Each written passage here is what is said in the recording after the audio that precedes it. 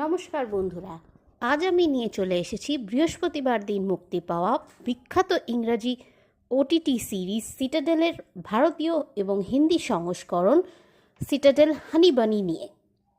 এই সিরিজের মোট 6খানা পর্ব, প্রায় সব মিলিয়ে 5.5 ঘন্টা সিরিজটি পরিচালনা করেছেন রাজ এবং ডিকে।